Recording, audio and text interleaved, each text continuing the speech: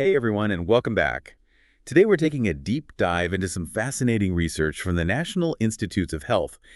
It's all about something you've probably heard of, but might not know much about.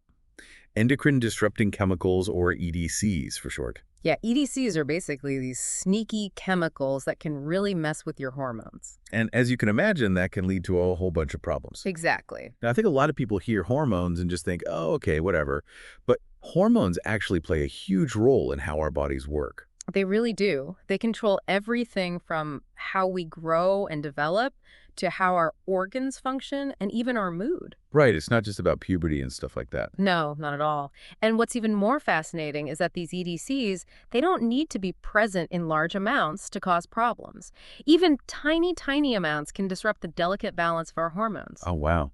Especially in children and developing fetuses, right? Exactly. They're particularly vulnerable. Okay, so maybe, whatever, isn't the right reaction after all. This is starting to sound a little bit alarming. So where are we even encountering these EDCs? Where are they? Well, that's the scary part. They're practically everywhere. We're talking everyday products like plastic containers and personal care products, even cleaning supplies and some types of food can contain EDCs. Oh my gosh, so they're really all around us. So before we get into the nitty-gritty of how they work and what kind of health problems they can cause, let's take a step back for a second.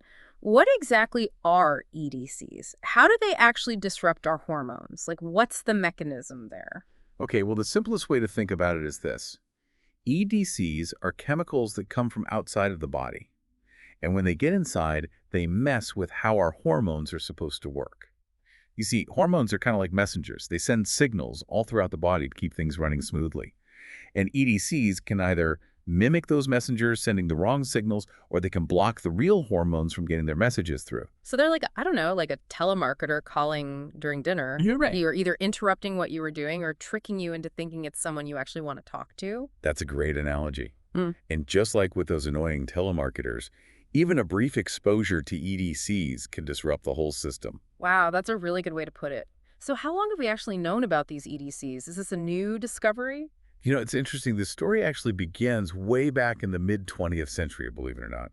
And it started with some very observant pig farmers. Pig farmers. What do pigs have to do with EDCs? Well, these farmers noticed that their pigs weren't reproducing as they should have been after eating some moldy grain. Okay. And it turned out that the mold actually contained naturally occurring EDCs. These are called mycoestrogens. Huh. So it's not all synthetic chemicals then? Right, both natural and synthetic EDCs exist. The pig farmer story, that was about a natural EDC. But a major wake-up call for the scientific community came with a synthetic estrogen called DES. That stands for diethylstilbestrol. DES, I've heard of that.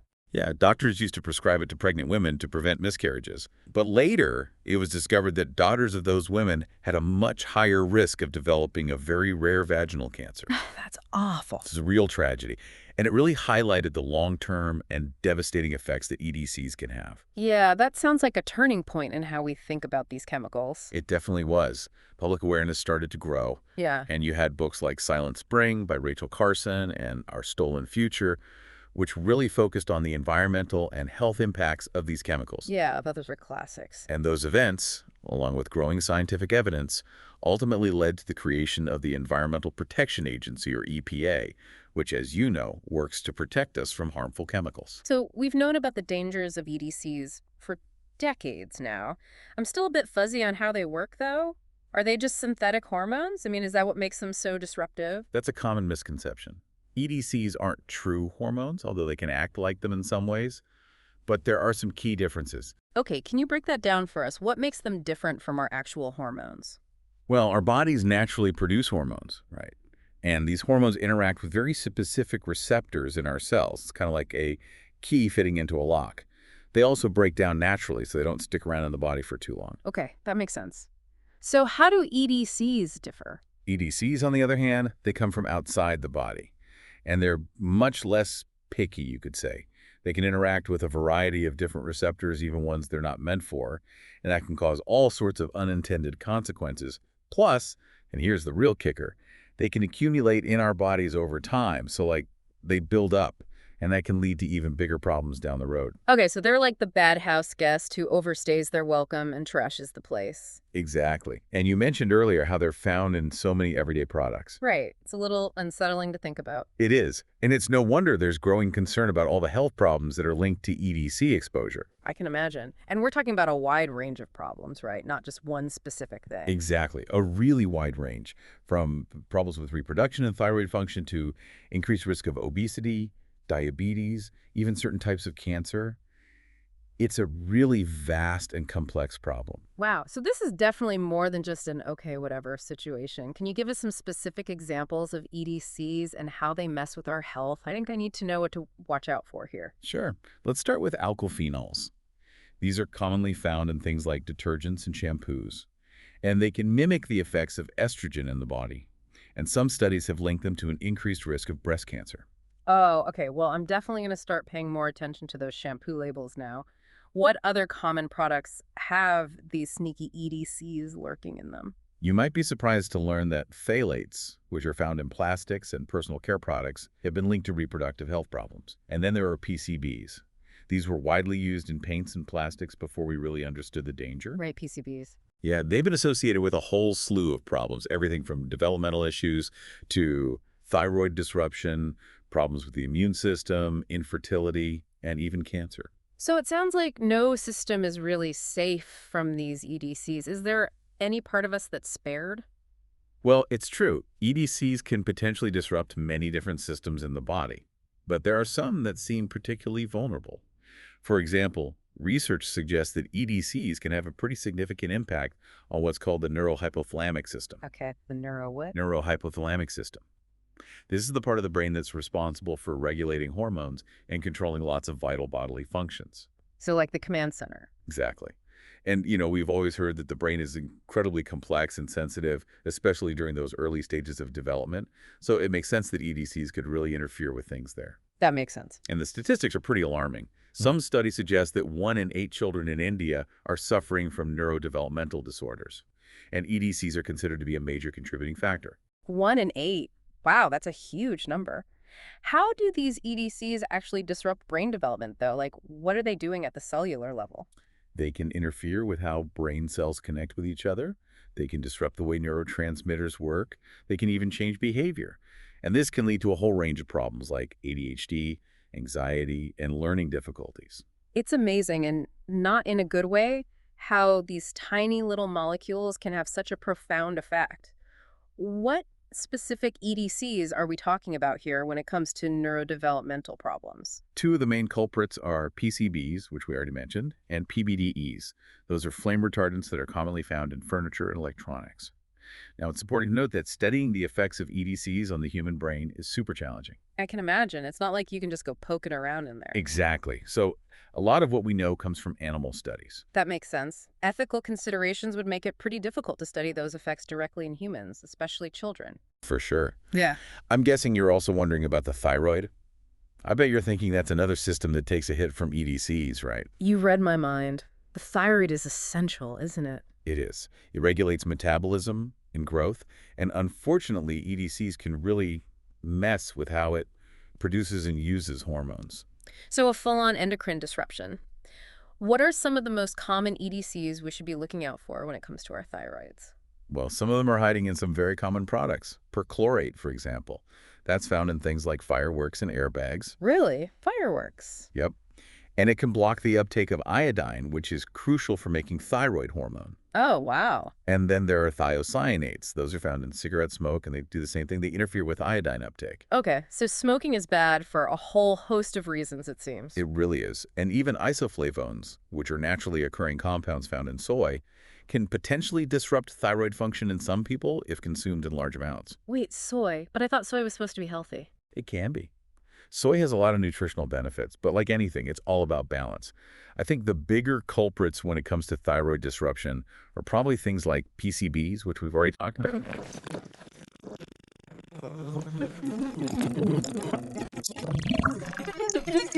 Those can mimic or block thyroid hormones, and they can also cause neurotoxicity. And then BPA, that can block thyroid hormone action, and it's actually been linked to ADHD. So we're back to brain development again. It's all connected. This is really making me rethink everything in my kitchen. What about obesity and other metabolic disorders? Are those connected to EDCs as well? They are. And this is where the concept of obesogens comes in. Obesogens are EDCs that can increase the risk of obesity, even if the exposure happens early in life. Obesogens. That sounds ominous. It is a bit, right? It's almost like they're reprogramming the body to store fat more easily. So it's not just about what you eat and how much you exercise. These chemicals can actually change how your metabolism works. Exactly. EDCs can interfere with the body's natural systems for regulating things like fat storage and energy balance. Some EDCs, for example, they can actually trick the body into creating more fat cells. Wow. And others can mimic estrogen and actually increase the production of fat. So even if you're doing everything right, eating healthy and exercising, these chemicals can still make it harder to maintain a healthy weight. It's true, and it's pretty frustrating, I know.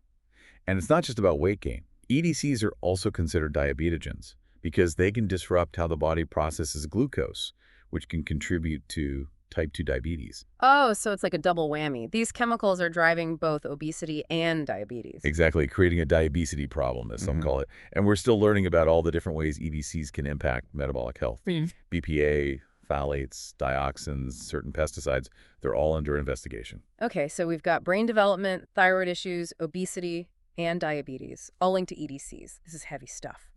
Let's move on to another area where EDCs are raising some serious concerns. The reproductive system. Yeah, this is definitely one of the most alarming areas of EDC research. We're seeing a really dramatic rise in reproductive disorders, and many scientists believe that EDC exposure is a major culprit. What kind of disorders are we talking about specifically? There are many, and they affect both men and women. We're seeing problems with fertility, sperm quality, the timing of puberty, and even fetal development. There's also concern about a possible connection to reproductive cancers. It's pretty scary to think that something invisible like these chemicals can have such a significant impact on our ability to reproduce. It is. Can you give us some specific examples of how EDCs are causing these problems? Yeah, I'd like to know more about that. Absolutely. So let's start with phthalates, PCBs, and DDE. That last one's a breakdown product of the pesticide DDT. All three of them have been linked to reduced fertility and poor sperm quality in men. Okay. Phthalates, along with some essential oils like lavender and tea tree oil, have also been linked to disruptions in puberty timing. Wait, lavender oil? I thought essential oils were supposed to be natural and safe. You know, it's tricky. While many essential oils have beneficial properties, some can also contain compounds that have hormone-disrupting effects. And as we talked about earlier with soy, natural doesn't always equal safe, right? It's all about the specific compounds and how they interact with our bodies. That's a good point. I guess I was thinking about essential oils in a very simplistic way. It's easy to do, but the science is complex. And going back to the reproductive health problems, don't forget about DES, the synthetic estrogen. That one caused devastating effects on fetal development, leading to reproductive abnormalities. And then, when it comes to reproductive cancers, BPA, phthalates, and dioxins are all being investigated for possible links. This is all very unsettling. It almost makes you want to live in a bubble. But I know there's more to discuss. Haven't EDCs also been linked to other hormone-related cancers? Unfortunately, yes. Exposure to EDCs can disrupt how our genes are expressed, which can lead to uncontrolled cell growth and the development of cancer. So they're messing with the very blueprint of our cells. In a way, yes. And the cancers that seem to be most affected by EDCs are those that are sensitive to hormones. Things like breast cancer, endometrial cancer, ovarian cancer, and prostate cancer. And again, DES comes to mind because exposure in the womb has been linked to an increased risk of certain cancers later in life. It's frightening to think about those long-term consequences of exposure, especially during those critical periods of development. It is, and research is ongoing. The Agricultural Health Study, or AHS for example, has found a connection between pesticide exposure and an increased risk of prostate cancer. Studies like that are crucial to helping us understand the full scope of this problem. Speaking of impacts that we might not think about right away, what about the adrenal glands? Do EDCs affect them too? They do. The adrenal glands are essential for producing hormones that regulate things like our stress response, our blood pressure, and other vital functions. And because of their structure and how they function, they're especially vulnerable to damage from EDCs. So they're kind of sitting ducks for these chemicals. You could say that. But studying how EDCs affect the adrenal glands is particularly tricky. How so? Well, the system that controls hormone production in the adrenal glands is very complex, and it's constantly adjusting, so it's really hard to pinpoint the exact damage being done by EDCs. But we do know of some EDCs that directly target the adrenal glands. Etomidate, for instance, is used as an anesthetic, and mitotane is a derivative of the pesticide DDT. Both of those can inhibit the production of adrenal hormones. Wow, so even medications can have these unintended consequences. It really shows how pervasive EDCs are in our environment. Let's talk about pregnancy now. How do EDCs affect expecting mothers and their developing babies? This is a critical area of concern because EDCs can impact not only the pregnant woman, but also the developing fetus and potentially even future generations. We call this transgenerational effects. So the effects of exposure can ripple through multiple generations. Yes, exactly. And we've seen this firsthand with DES. Exposure to DES in the womb has been linked to neurodevelopmental issues that have shown up in later generations, not just the children who are exposed. Wow, are there any other examples of these potential transgenerational effects? Well, there are a lot of concerns about the impact of BPA on pregnancy. Some research suggests a possible link to preterm birth. Premature birth can have lifelong consequences for the baby, so that's a major concern. What about other chemicals? What are their effects on pregnancy? There's research suggesting that phthalates may also be associated with preterm birth. And certain pesticides, like DDT, can potentially harm the developing fetus. So there's a lot to be concerned about. That's a lot to take in, and it honestly feels pretty overwhelming. But before we get too discouraged, I think it's important to talk about how scientists are working to detect and understand these chemicals. What's the latest on that front? Detecting EDCs is a huge challenge, mainly because they're often present in such small amounts, and they can take on many different forms. So the current methods like chromatography and bioassays, they have their limitations. So it's like looking for a needle in a haystack. You could say that. But the good news is scientists are developing new and innovative technologies all the time to try and improve EDC detection and analysis. Oh, okay, that's a little bit of hope then. Tell us more about these cutting-edge tools. What are they working on? One of the most exciting developments is the use of artificial intelligence, or AI.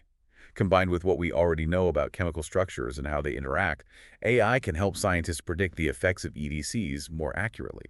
And they can also use AI to identify new potential disruptors. So AI is kind of like a super sleuth for tracking down these chemical culprits. Yeah, that's a great way to think about it. We're also seeing the development of biosensors. They can detect these chemicals at incredibly low levels, like way lower than we could before. One example is this device called Tethys. It can actually detect lead in water using these things called nanocarbon tubes. That's amazing. Lead is a known EDC, right? It is. So being able to detect it at those low levels is a huge step forward. And for the future of EDC research, scientists are really excited about combining lab-based studies and computer simulations with the power of AI. They think that's going to really advance the field. That's really encouraging to hear. I'm curious, though, are there certain parts of the world where EDC exposure is a particular concern? Like, are there hotspots? That's a good question. And the answer is yes, there are. Tropical regions, for example, are facing some unique challenges when it comes to EDCs. Things like increased pesticide use and less stringent regulations in some of these areas mean that people are often exposed to much higher levels of these chemicals. And we don't fully understand the long-term consequences yet. That's worrying. What are some of the specific risks for people living in those tropical areas? Soil and water contamination with persistent and toxic pesticides is a major issue. And in some cases, pesticide residues have even been found in infant formula. Oh my gosh, it's terrible. It's a serious problem. And it highlights the urgent need for more research to understand the long-term and transgenerational effects of these EDCs on these populations. It sounds like a bit of a ticking time bomb. Yeah, it really does. We need to be addressing this issue on a global scale. It's not just a problem for certain parts of the world. It's something that affects us all. This has been a real eye-opener. I had no idea just how pervasive these EDCs are and how potentially harmful they can be and how much we still have to learn about them. It's honestly a lot to process, but I'm really glad we're having this conversation. Me too. It's crucial to raise awareness about this issue and to help people understand the risks so they can make informed choices. So I'm glad we're doing this. So what's next? I mean, what can we do to actually protect ourselves and our families from these chemicals? It feels a little overwhelming right now. Well, like we said, the first step is awareness. And now that you know about EDCs and their potential effects, you can start to make more conscious choices in your everyday life. Okay, that's a good starting point. But I'm ready for some actionable advice. Like, what are some practical things that we can do? One of the simplest things you can do is to start reading labels more carefully and look for products that are specifically labeled as BPA-free, phthalate-free, and paraben-free. Those are some of the big ones to watch out for. That makes sense, but I'll be honest, sometimes those ingredient lists feel like a foreign language. Any tips on how to actually decipher those labels? I understand it can be overwhelming. Thankfully, there are some great resources out there. The Environmental Working Group, or EWG, they have a database called Skin Deep, Hmm. and it rates the safety of personal care products, so that's a good place to start. Oh, that's really helpful. What about food? I'm guessing EDCs are lurking there too, right? Of course, choosing fresh whole foods whenever possible is always a good strategy. And try to limit your intake of processed foods because those often come packaged in materials that contain EDCs. So cooking more at home and focusing on fresh ingredients, that's something I can definitely try to do more of. But what about all of those plastic containers that I use to store leftovers? Are there safer alternatives? Should I be ditching all of my plastic? You know, it's not necessarily about ditching everything. Glass and stainless steel are great options for food storage. And when you do use plastic, try to choose containers that are labeled with the numbers 1, 2, 4, or 5. Those types of plastics are generally considered to be safer. Okay, so it's about being mindful and making those small changes wherever we can. Those are great tips. But it does feel a little like we're fighting a losing battle against these EDCs. Is there anything else we can do on a larger scale to really tackle this problem? You're right, it can feel overwhelming. But remember, we do have a voice. And supporting policies that restrict the use of harmful chemicals and promote stricter regulations is super important. It's easy to feel like our individual voices don't matter in these kinds of They situations. do. Contact your elected officials and let them know that you care about this issue. Support organizations that are researching and raising awareness about EDCs. There's power in numbers, and collective action can make a real difference. That's inspiring. It reminds me that we're not powerless in this situation. By working together, we can create a healthier future, hopefully a future without these harmful I chemicals. hope so too. But until then, we need to keep learning, stay informed, and keep pushing for change. It really is a global issue, and it all comes back to this idea that we're all interconnected, not just with each other, but with the environment and the choices that we make every single day. Yeah, you've definitely given me and hopefully our listeners a lot to think about today.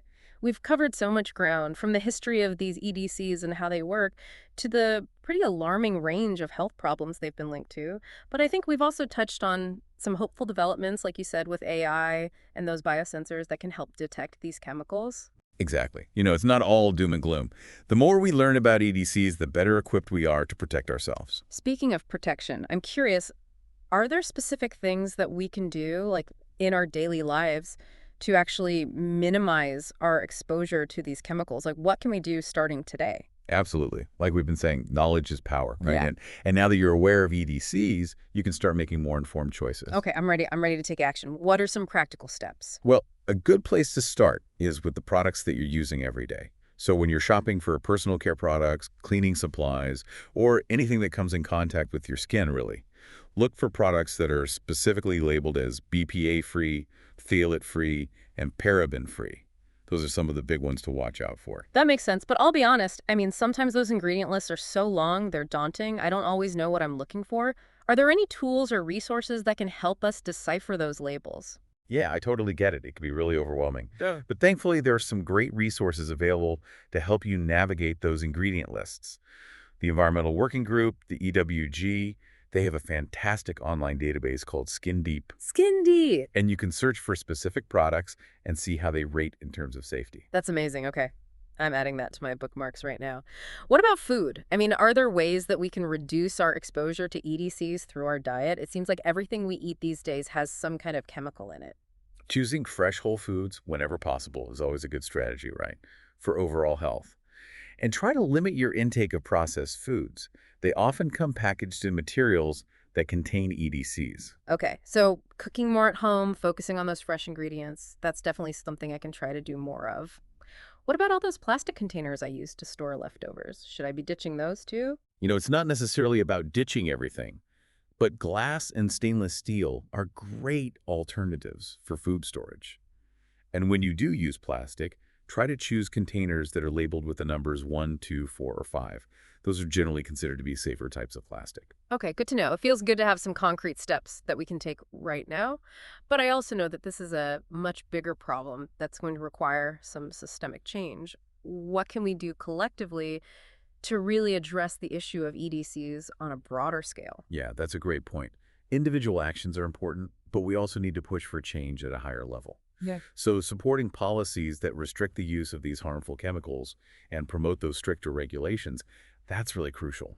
It's easy to feel like our individual voices don't really matter in these kinds of situations, like we can't make a difference. They do. Contact your elected officials. Let them know that this is an issue that you care about. Support organizations that are doing research and raising awareness about EDCs. There's power in numbers. Collective action can make a real difference. I really believe that. It is inspiring to remember that we're not completely powerless in this situation. By working together, we can create a healthier future, hopefully a future without these harmful chemicals. But I think this conversation has also highlighted just how much we still don't know about these EDCs. Like, there's a lot more research that needs to be done. I mean, what are some of the big questions that scientists are grappling with right now in this field? What are the next frontiers? Oh, that's a great question.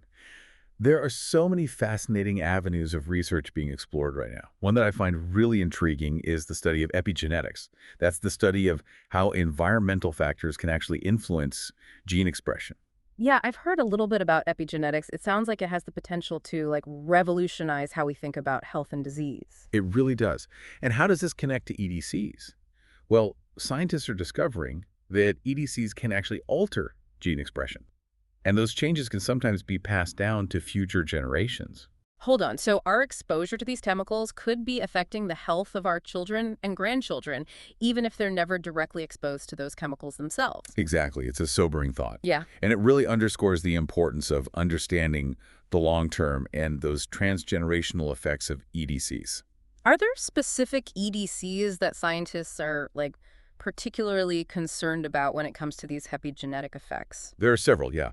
BPA, which we've already discussed, is one of them. Phthalates and pesticides are also being investigated for their potential to alter gene expression. This is all so complex. I'm starting to understand why EDC research is so challenging. How do scientists even begin to study those transgenerational effects? Where do you even start? It's definitely not easy. Researchers are using all sorts of different approaches: animal studies, human epidemiological studies, and really sophisticated laboratory techniques to try to unravel these mysteries of epigenetics and EDCs. It sounds like there's a lot of collaboration happening across different fields of science, too. Absolutely. It's a multidisciplinary problem that requires expertise from toxicologists, endocrinologists, geneticists, epidemiologists, and many others. It really takes a village. It's encouraging to know that so many brilliant minds are coming together to address this issue. But I think this also raises an important question. If EDCs can alter gene expression, can those changes be reversed? Is there any hope? That's a question that scientists are actively investigating right now.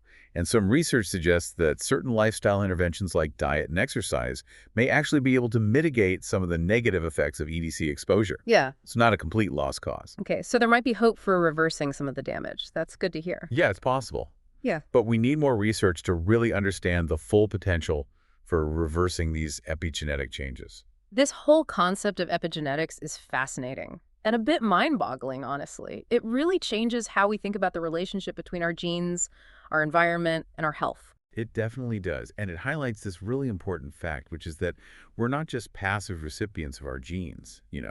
Our choices in our environment play a powerful role in actually shaping our health and the health of future generations. I think that's a really empowering message. It gives us a sense of agency in a situation that can feel very overwhelming. What are some other areas of EDC research that you find particularly exciting or promising right now? Oh, there's a lot happening right now that's very exciting. For example, scientists are developing new tools to study the effects of EDC mixtures. Mixtures, so we're not just exposed to one EDC at a time. Right, exactly. In the real world, we're exposed to this complex cocktail of chemicals every day. And it's very likely that these chemicals can interact with each other in ways that we don't yet fully understand. That sounds incredibly complicated to study. How are scientists even tackling that challenge? They're using some pretty sophisticated computer modeling and laboratory techniques to try to simulate those real-world exposures and to study those combined effects of these different EDC mixtures. It's really cutting-edge stuff. So, are there any early insights emerging from this research on these mixtures? Like, what are they finding? Some of the preliminary findings suggest that even low doses of multiple EDCs can have significant effects, especially when they're combined with other environmental stressors like, poor nutrition or chronic stress. So, it's not just about the chemicals themselves, but also the overall context of our lives and our environments. Exactly. It's a reminder that our health is influenced by this incredibly complex interplay of factors. And that's why it's so important to take a holistic approach to addressing this problem of EDC exposure. I'm also curious about the role of personalized medicine in all of this. Could our individual genetic makeup actually influence how we respond to EDCs? Like, are some people more susceptible than others? That's another area of really active research right now. Scientists are starting to explore how genetic variations might make some individuals more susceptible to the effects of EDCs than others. And as we learn more about these individual differences, it could lead to more personalized approaches to both preventing and treating EDC-related health problems. So it's a very promising area of research. It is. It feels like we're on the cusp of a major shift in how we understand and approach this whole issue of EDCs. I agree. The field is rapidly evolving, and new discoveries are being made all the time. It's an exciting time to be involved in EDC research, that's for sure. I'm sensing a lot of hope and optimism from you, which is reassuring. But I think it's also important to acknowledge the challenges and obstacles that still lie ahead. I mean, what are some of the biggest hurdles that scientists face in tackling this problem of EDCs? What's standing in their way? One of the biggest challenges is simply the sheer number of chemicals that we're exposed to every day. It's estimated that there are over 80,000 chemicals in commercial use today. 80,000, oh my gosh. And only a small fraction of those have been adequately tested for their potential endocrine-disrupting effects. So we're kind of flying blind in a lot of ways. That's a daunting task. It seems like we're always playing catch-up, trying to understand the effects of chemicals that are already in widespread use. That's a valid concern. And it really highlights the need for a more proactive approach to chemical regulation. We need to shift from this reactive system where we just wait for problems to emerge before taking action to a more precautionary system that actually prioritizes safety and prevention from the start. What would that kind of precautionary system look like in practice? It would involve requiring much more rigorous testing of chemicals before they're even allowed on the market, and especially for their potential endocrine-disrupting effects. And it would also mean setting much stricter limits on the levels of harmful chemicals that are allowed in our products and in our environment, really taking a much more cautious approach. Yeah, that makes a lot of sense. But I imagine there would be a lot of resistance from industries that rely on the use of these chemicals, right? There likely would be, yes.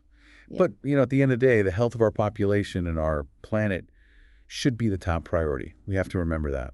I think it's really important to remind our listeners that we all have a role to play in pushing for these kinds of changes. It's not just up to the scientists and the policymakers. We all have to get involved. Absolutely. We can make our voices heard by supporting organizations that are advocating for stronger chemical policies.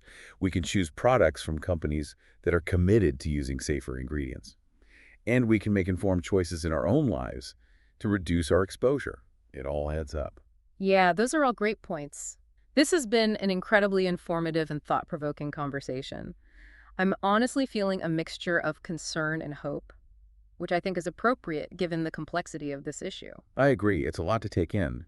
But it's important to acknowledge the seriousness of the problem, but also to recognize that we're not powerless. We can make a difference, both individually and collectively. Before we wrap up, I want to touch on one more aspect of EDC research that we haven't discussed yet. What about the ethical considerations involved in studying these chemicals? It seems like that could be a bit of a minefield. It's a very important point, and one that we can't overlook. EDC research, just like any research involving human health, must be conducted ethically and responsibly. That means ensuring that study participants are fully informed about the risks and benefits of participating, obtaining their consent, and protecting their privacy. Those are all fundamental principles of ethical research. Are there any particular ethical challenges that are unique to EDC research, though? Like, are there things that researchers have to be extra careful about? One challenge is that a lot of EDC exposure actually occurs in the womb or during early childhood, right? And that's when individuals are most vulnerable to these effects. But They're also unable to give their own consent to participate in research, so that creates a tricky situation. It does. How do researchers navigate that kind of ethical dilemma? Well, in those cases, they have to rely on parents or guardians to provide consent on behalf of their children. And, of course, they strive to minimize any potential risks to the children who are involved in the research. The well-being of the participants always comes first. It sounds like there's a lot of careful consideration and ethical deliberation that goes into designing and conducting these studies. Absolutely. It's not something that researchers take lightly, and it's essential that we continue to have these important conversations about the ethical implications of this research as the field continues to move forward. I think that's a great place to leave it for now. We've covered so much ground today, and I'm sure our listeners have a lot to process. I hope so. And I really hope that this conversation has inspired them to learn more and to get involved in the movement for a healthier future for all of us. It's going to take all of us working together. This deep dive has definitely been a journey of discovery, and I'm grateful to have had you as our guide. It's been my pleasure. I'm always happy to talk about this important topic. Thanks for having me. Of course. We'll be back next time with more insights from the world of science. Until then, stay curious. It is a lot to think about, that's for sure. It's like we've been on this whirlwind tour of the human body, just learning about all the different ways that EDCs can disrupt our systems. Yeah. And honestly, it's a little unsettling. I understand it can be overwhelming, to realize just how many of these chemicals are in our environment and how little we really understand about their long-term effects. It's a lot to take in. But, I also appreciate that you've really highlighted the importance of knowledge and awareness. It's not about living in fear. It's about making those informed choices. Exactly, and empowering ourselves to advocate for change, both in our own lives and in our communities. We all have a role to play in this. Speaking of empowering ourselves, you mentioned earlier that scientists are exploring this potential for personalized medicine when it comes to EDCs. Can you tell us a little bit more about that? Like, what does that even look like? What are they working on? Well, imagine a future where we could actually analyze a person's genetic makeup and predict how susceptible they are to the effects of specific EDCs. Oh, wow. And then, based on that, we could give tailored recommendations to help minimize their exposure and protect their health. Kind of like a personalized plan. So it's like those personalized nutrition plans or fitness plans, but for EDCs. That's a great analogy. We're not quite there yet, but that's the ultimate goal. As we learn more about these complex interactions between our genes, our environment, and our health, we can start to move toward those more personalized approaches to both prevention and treatment. That's really exciting to think about all those possibilities. But for now, what are some of the key takeaways that our listeners should keep in mind when it comes to EDCs? Like, what are the things they should remember? I think the most important message is that we're not powerless.